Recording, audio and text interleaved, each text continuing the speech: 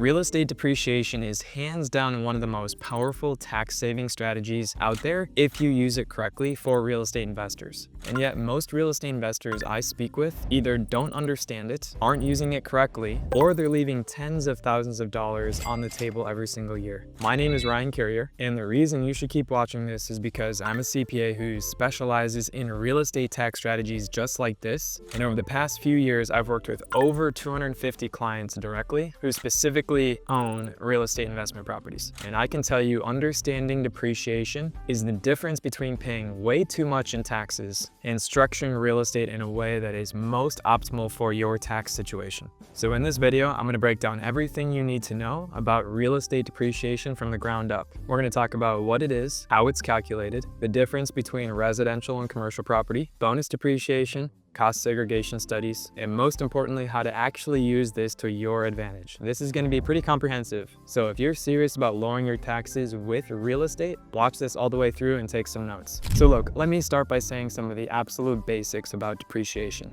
because if you don't understand some of these, none of the advanced strategies are going to make a lot of sense. So here's one main concept to keep in mind. Depreciation is a non-cash deduction. That means you're not actually spending money to get the depreciation expense, but you are still getting to reduce your taxable income. The IRS recognizes that buildings wear out over time, so they let you write off a portion of the property's cost over several years. And most real estate investors don't understand the real power of that right there until they start doing some of the math. Now, one other concept I want to make sure is clear is that you are only depreciating the building, not the land. The land is not depreciable property. And that's why one of the first things you'll do as you start calculating depreciation is you separate out the land from the building itself. So let's use a hypothetical example, and let's say you have a $500,000 property that you purchased. Let's say that based on rules of thumb that about 20% or $100,000 of your purchase is going to be allocated to the land. The other $400,000, the other 80%, is going to be allocated to your building. Now, if we were talking about a residential property is depreciated over 27 and a half years. Your $400,000 divided by the 27 and a half year recovery life, that would get you to just over $14,500 a year in annual straight line depreciation. Now, assuming for the sake of example that you can utilize that $14,500 to reduce your taxable income at a 32% federal tax bracket, that's just over $4,500 in tax savings every single year. And the beautiful part about this kind of phantom or non-cash expense is that you're also going to have your property appreciating, at least we're going to assume that based on how real estate in general has evolved over the many years here in the US. So you're getting a deduction, lowering your basis, but at the same time, your property value is incrementally increasing. So this can create a tax savings benefit to you while you take depreciation, and also your property is appreciating at the same time. So how do we determine the split between the building and the land? One way is to take the property tax assessment values and take their ratio, their percentage of the split between your property's building or the improvements and the land itself. But just a note here, don't use their exact numbers. I'm trying to be very specific here by saying the ratio or the percentage, because they may have a value of your property at $450,000, but you just acquired that property for $500,000. So it's not an apples to apples comparison. That's why we're using the ratio. So now take that ratio and let's say that it is an 80-20 split, just for the sake of continuing on with our example. The property tax assessor statement may say $90,000 to the land and another $360,000 to the building, 80-20 split. Now again, apply that ratio to your purchase price. We're going to say $500,000, and that's how we come to the $100,000 of land and the $400,000 to the building. Now, that's not the only way to do it. There are several methods that are appropriate based on the situation, and ultimately what you're going for is to try to get as accurate of a number as possible. You can do comparable land sales, you can do a professional appraisal, you can do a cost approach for your building based on insurance information, or probably least recommended is going to be a rule of thumb, something like 80-20 or 75-25, something like that. But again, not ideal and not really preferred. You're going to have the most issues if you go to rule of thumb routes if you are questioned under an IRS audit. All right, now before we continue, I just want to make something clear. What I'm covering in this video is going to be foundational stuff, but real estate tax strategies get a lot more complex. When you start layering in things like passive activity loss rules, material participation requirements, partial asset dispositions, and things like that. That's exactly what I help my clients with at my tax advisory practice. We work one-on-one with our clients to build proactive real estate tax strategies for high-income earners making somewhere over $300,000 a year, or those roughly in a 24% tax bracket or higher. This isn't meant to be a scarcity tactic, but it's really just not for everyone. We only work with people who are serious about implementing some of these tax strategies, and for those who I believe that I can see a significant return on investment compared to our pricing. So if you're interested in that, there's a link in the description to book a call. We'll talk about your situation and see if it makes sense to work together. All right, back to the content. Now that you understand some of the basics, let's talk about why the type of property you own makes a big difference. Obviously, the IRS doesn't treat all property the same for depreciation purposes. And if you don't know the difference between some of these, such as residential versus non-residential property, you might be leaving money on the table, or worse, using the wrong depreciation recovery period, which could have issues if you were to get audited. So here's how it breaks down. I'm going to start with the shortest recovery periods and work my way to the longest recovery periods. So first is the 5-year property. This is oftentimes called personal property. This includes things like appliances, carpet, fans, light fixtures, vanities, etc. And note that personal property is eligible for bonus depreciation. The second is land improvements, which is typically 15-year property. This includes things like fences, driveways, sidewalks, decks, things like that. And land improvements are also eligible for bonus depreciation. Next, we have a residential property that has a 27.5-year recovery life. This includes things like single families, duplexes, apartments, or anything where 80% or more of the income comes from dwelling units. Think of it as someone's primary residence. And the last one is 39-year property. This is non-residential and sometimes called commercial property. This includes things like office buildings, retail, warehouses, hotels, and Airbnbs. Now, just note, you might find that hotels and Airbnbs might sound like they would be more like a residential 27.5-year property, but Airbnbs and hotels are used more on a transient basis, and therefore they're considered commercial or non-residential property. And yes, slower recovery periods like 39 years is going to have a lower annual deduction, but you need to just simply get that correct in terms of what recovery period you're using, rather than trying to maximize something to be a different use simply to try to get a faster annual deduction. So for a simple example, you have a $390,000 property depreciated over 39 years. That is going to equate to $10,000 of annual depreciation, or a $275,000 building that's residential over those 27.5 years. A lower cost is also going to equate to a $10,000 deduction. So difference in cost, same depreciation. The shorter the useful life or the recovery period, the faster you're going to depreciate that property. And on an annual basis, you're going to get more depreciation. If you misclassify your recovery period on your property, that could have issues under an audit. So you want to make sure that you get this right. Okay, now here's where things get really interesting. We're going to move into some of the more advanced strategies here. Everything we've talked about so far is just straight line depreciation, and that's what most CPAs are automatically going to give you without any further thought. But there are advanced strategies for your depreciation on your real estate that can produce much larger depreciation deductions in the first year or over the first several years that you own a property. And honestly, this is where the biggest opportunities are missed. Most investors, and sadly also CPAs, don't understand that some of these things even exist. And their CPA never brings it up, or your CPA never brings it up, because they're more focused on compliance rather than proactive tax planning, or they simply don't understand these things and they have no idea how to advise you. So let me walk you through a couple big ones like bonus depreciation and cost segregation studies. So bonus depreciation lets you deduct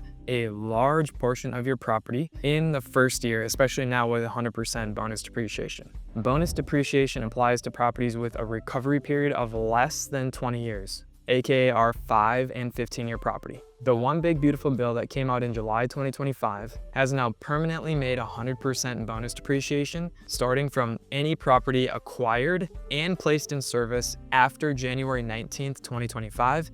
Moving forward, obviously that is subject to change if they do change the tax bill in the future. but there's no plans for a phase out. So that is a really important factor when it comes to our personal property and land improvements, aka our 5 and 15-year property, especially with what we discussed earlier. One other thing that I want to comment on here is that bonus depreciation is assumed, meaning if you have a property, you have 5-year property, it is assumed by the IRS that you are going to use all 100%, or if you're in a different year, like in the past when we had 80% or 60%, you are going to be assumed to take all of the maximum amount of bonus depreciation that you can. The only nuance to that is that if you're not going to do that, you have to elect out. You have to tell the IRS that you're not going to do that. You're not going to take all the depreciation that you can via bonus depreciation. And if you're regularly seeing that your preparer is electing out of bonus depreciation, you really should ask why, because I almost never recommend that, only in very unique situations.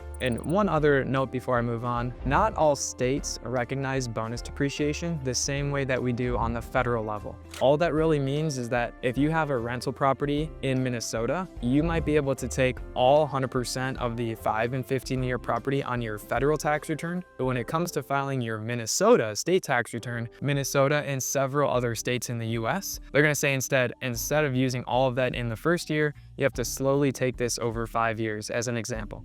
So just make sure as you consider the value of a cost segregation study or bonus depreciation in general, that this is primarily a federal tax return conversation. Your state may be different, and obviously every state is going to be unique, and so make sure you talk with a tax professional. Okay, now let's just briefly talk about cost segregation studies. So a cost segregation study is going to break down the various component parts of your building. It's going to reclassify items that were typically in that either 39-year or 27.5-year property now into its appropriate 5-year and or 15-year property. I have typically seen that it's going to reclassify about 20 to 30% of what was originally in that 27.5 or 39-year property now into a mixture of that 5 and 15. Typically, you're going to see more allocated into the 5-year property, especially when we're talking about more residential, non-residential properties that are used for stays like Airbnbs and single-family homes. And if you're in a year when you are using 100% bonus depreciation, so on a $500,000 property, I have seen that it can accelerate $100,000 in additional bonus depreciation, assuming that we're in a 100% bonus depreciation year. So when might cost segregation studies make sense? Now, I've covered this a little bit more thoroughly in another video, but just a couple of brief comments. The higher the cost of the property, the more likely there's going to be a benefit in order to do a cost segregation study. I typically don't recommend cost segregation studies for anything less than $150,000. This is also really good for those high income earners, again, typically those making $300,000 or more, or if you're in the 24% tax bracket and you are going to meet either the short-term rental tax strategy or real estate professional status, or if you have a significant amount of passive profits, which I've seen with several of my clients. You also should ensure that you're planning to hold this property for the long term, meaning you're not planning to sell it within the next year or two. And the reason for that nuance is because of depreciation recapture. If you sell the property in just a couple of years, you're going to have to recapture that depreciation, assuming you don't do something like a 1031 exchange. So what happens if you don't do a 1031 exchange and you do simply sell the property after, say, 3, 4, 5 years? Well, to be honest, it doesn't matter how long you hold it. If you're not doing a 1031 exchange, that depreciation recapture is still going to be there no matter how long you've held it, assuming there's no step up in basis. So yes, you have to give back the tax savings, if you want to call it that. So 5-year property is going to be taxed at ordinary income rates that is up to 37%. The 15-year property is kind of unique. That is also going to be taxed at your depreciation recapture at ordinary income tax brackets up to the 37% maximum. For anything that is accelerated beyond the straight line depreciation over 15 years. And the rest of your depreciation that you took that was over straight line or less than that is just going to be at a maximum of 25%. And the 27.5 or the 39-year property that you depreciated, that is also going to be a maximum of 25%. That is the unrecaptured Section 1250 gain. And keep in mind, you can defer this depreciation recapture if you do a 1031 exchange. So consider that if you have a significant amount of depreciation because you did a cost segregation study, consider that with your tax advisor before you simply pull the trigger on selling it or deciding that automatically you're gonna do a 1031 exchange. There is some nuance there. So you're probably wondering, then why would I do a cost segregation study if I have this issue on the back end if I don't do a 1031 exchange that I have to simply pay it all back? And it's because of the time value of money. $1 today is better than $1 tomorrow. If you can reinvest those tax savings to outpace any additional fees that you had to pay in order to get those incremental tax savings and the dollars today, then you effectively received an interest-free loan from the government, and now you get to keep the difference between maybe all the additional fees you had to pay, like the fee of getting a cost segregation study done and so forth, but you now have more growth from the tax savings. Say it went into a stock market and it grew at 7 or 8%. As long as your incremental growth is higher than any additional fees, you get to keep that difference, even if you have to pay back the tax savings you received on the front end because they were front loaded and you basically had an interest-free loan from the government. So look, I know I covered a lot here. Depreciation is one of the most powerful tools for real estate investors who want to maximize their tax savings. But it really is just one piece of the overall puzzle. You've also got to think about things like entity structure, qualifying for real estate professional status or the short-term rental tax strategy, and how all of this fits into your broader financial goals and your income in years to come. And honestly, most CPAs are generalists and they don't really understand these things quite to the level as a specialist. They'll prepare your return no problem, and they'll take normal straight line depreciation, but they're not proactively looking for strategies like cost segregation studies to get you the most amount of tax savings right now. That's exactly why I do things differently. So if you're serious about lowering your taxes through things like real estate, click the first link in the description and book a call with me. And if you want to see a real example of how cost segregation study works, go watch this video here where I go through a hypothetical example, case study of how someone generated over $100,000 in tax savings using some of these strategies, all within a single year. Thanks for watching, and I'll see you in the next one.